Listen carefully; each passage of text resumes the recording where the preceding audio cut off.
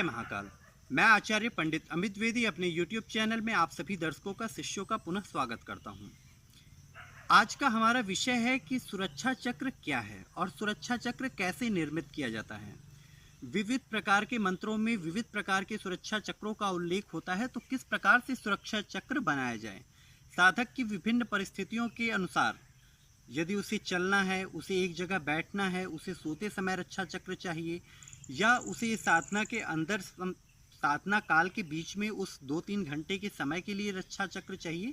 ये विभिन्न प्रकार से किस प्रकार से हम सुरक्षा चक्र बना सकते हैं और इसे कैसे प्रयोग कर सकते हैं, आज इन कुछ विषयों पर हम चर्चा करेंगे। तो उग्र साधनाओं में वो आपको निश्चित ही साधना दंडित करती है। तो एक बात यहाँ ये भी समझनी होगी कि साधना करने के लिए भी साधक अलग अलग प्रकार के तरीके इस्तेमाल करता है, अलग तरह के मंत्रों को चुनता है। कुछ तांत्रोक्त मंत्र हैं, वहाँ साबर मंत्रों के बनाए हुए रक्षा चक्र कभी काम नहीं करेंगे, और जहाँ साबर रक्षा चक्र है, साबर मंत्र है, वहाँ तांत्रोक्त रक्षा चक्र बनाने का कोई मतलब नहीं होता। तो सबसे पहले साधक को ये जानना होगा कि रक्षा चक्र कैसे कैसे बनाया जा सकता है और उसे बनाने के तरीके क्या हो सकते हैं। जब आप कोई साधना कर रहे हैं तो अपने गुरु के नाम पे आप साबर मंत्रों की अगर हम सबसे पहले बात करें तो आप अपने गुरु के नाम पे 1.25 गज की भूमि को बांध सकते हैं। यानी कि उस 1.25 गज भूमि में किसी भी प्रकार का, चाहे आप शमशान में बैठ के साधना करें, चाहे नदी तट पे करें, किसी पीपल के पेड़ के नीचे बैठ के करें, कोई भी देवता 1.25 गज की भूमि के बीच में आकर आपकी साधना में विघ्न नहीं दे सकता। 1.25 गज की भूमि के अंदर अगर आपने कोई भोग रखा है तो उसे कोई उठा नहीं सकता बिना आपकी स्वीकृति के, जिसके लिए आप स्वयं भोग अर्पित न करें। तो साबर मंत्रों में कैसे रक्षा चक्र इस्तेमाल किए जाते हैं। सबसे पहली स्थिति ये है कि हम जमीन पर बैठें, अपने दोनों हाथों की उंगलियों को इस प्रकार से मिलाएं और अपने रक्षा मंत्र को पढ़ें। 3 बार रक्षा मंत्र को पढ़ने के उपरांत इस पर फूंक मार दें कुछ इस प्रकार से, और दोनों उंगलियों को अपने सामने रख करके एक गोल घेरा अपने चारों तरफ निर्मित कर लें। ये रक्षा चक्र बनाने का भूमि बंधन का सबसे सही तरीका है। उंगली की जगह अगर आपको ऐसे करने में दिक्कत हो रही है तो आप लोहे की कील या चक्कू का भी प्रयोग कर सकते हैं, त्रिशूल का भी प्रयोग कर सकते हैं। अगर साधक करना चाहे तो वो त्रिशूल का प्रयोग कर सकता है।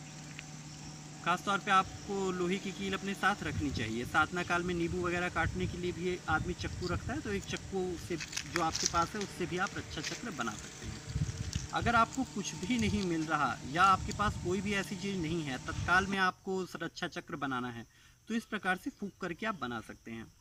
लेकिन साधना करने के बाद कई बार ये साधना के अंदर रहता है कि साधना करने के बाद साधक को साधना स्थल पर ही सोना है। अब जब साधक साधना स्थल पे सोएगा तो रात में उसे दिक्कत हो सकती है, क्योंकि उस समय वो 1.25 गज की भूमि के बाहर होगा। तो ऐसी स्थिति में रक्षा चक्र बांधने के लिए पूरी भूमि पर जल से, या तो आप जहाँ पे आपको सोना है उसके चारों तरफ अपने हाथ में जल लेकर के 3 बार परिक्रमा लगाएं और जल को छोड़ दें। इस प्रकार से भी आप उस भूमि को बांध सकते हैं। या एक तरीका आप ये इस्तेमाल कर सकते हैं कि सोते समय में 3 बार ताली मारकर अपने मंत्र को पढ़ के, साबर मंत्र को पढ़ करके 3 बार ताली मार दें। उससे जहाँ तक ताली की आवाज़ जाएगी वहाँ तक के विघ्नों का नाश होगा। शमशान साधना में आपको पीली सरसों, अगर आप शमशान के अंदर रजोगुड़ी साधना कर रहे हैं, अर्थात नींबू अनार इत्यादि की बलि से पूजन कर रहे हैं, तो पीली सरसों। और अगर आप तमोगुड़ी साधना कर रहे हैं जिसमें मांस मदिरा का सेवन आपको करना पड़ रहा है, आपको देना पड़ रहा है, देवता को अर्पित करना पड़ रहा है, तो उस स्थिति में आप काली उड़द के दानों का प्रयोग करें और काली उड़द के दानों को पढ़ करके 10 दिशाओं में छिड़क दें।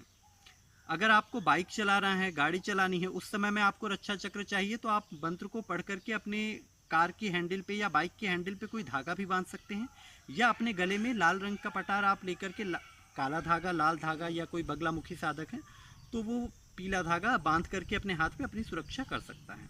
सात्विक साधकों को और रजोगुड़ी साधकों को लाल रंग के धागे का ज़्यादा प्रयोग करना चाहिए और तमोगुड़ी साधकों को काले रंग के धागे का चुनाव करना चाहिए।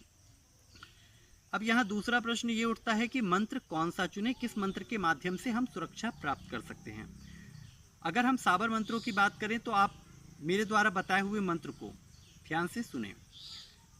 ओम कालिका खड़क खप्पर लिए ठाड़ी, जोत तेरी है निराली, पीती भर भर रक्त प्याली, कर भक्तों की रखवाली, न करे रक्षा तो महाबली भैरव की दुहाई। किसी भी ग्रहण काल में या शुभ मुहूर्त में 108 बार इस मंत्र को पढ़ के सिद्ध कर ले, जिससे इसका प्रभाव कई गुना अधिक बढ़ जाएगा। अगर आप नहीं भी सिद्ध करेंगे तब भी ये मंत्र आपकी रक्षा करेगा, किंतु सिद्ध कर लेने के उपरांत मंत्र ज़्यादा पुष्ट हो जाता है और पौष्टिक मंत्रों का प्रयोग ही शास्त्र सम्मत बताया गया है। अगर हम तांत्रोक्त मंत्रों का इस्तेमाल कर रहे हैं या संस्कृत के किसी भी मंत्र का प्रयोग कर रहे हैं और आपको रक्षा चक्र बनाना है उस साधना में, तो आप ओम रम अग्नि प्राकाराय नमः, ओम रम अग्नि प्राकाराय नमः इस मंत्र को 7 बार बोल करके आप अपने चारों तरफ, सिद्धांत मैंने आपको बताया, आप लोहे की चक्कू भी इस्तेमाल कर सकते हैं, लोहे की कील अपनी दोनों उंगलियों पे आप फूंक करके भी भूमि पे बंधन कर सकते हैं। ये सबसे जरूरी क्रिया होती है जिसके बिना आपको साधना नहीं करनी चाहिए, क्योंकि कभी ऐसा बहुत कम होता है कि कोई शक्ति प्रत्यक्ष होकर आपको नुकसान करेगी। अगर वैताल साधना में गलती हुई तो इसका मतलब ये मत समझें कि वैताल प्रत्यक्ष होकर आपका गला दबा देगा, लेकिन हाँ, उस साधना का दुष्प्रभाव आपको सालों तक महीनों तक भुगतना पड़ेगा। वो अपनी शक्ति, उसका प्रभाव, उसके गुण, देवता की जो उसकी वृत्ति है, वो अपनी वृत्ति के अनुसार आपके शरीर पर कुप्रभाव डालेगा।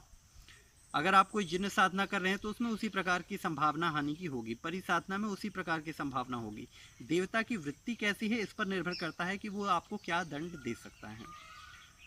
तो इस बात को ध्यान में रखते हुए आप साधना करें तो आपकी साधना में कम से कम कभी भी आपको दिक्कत नहीं आएगी। जय महाकाल।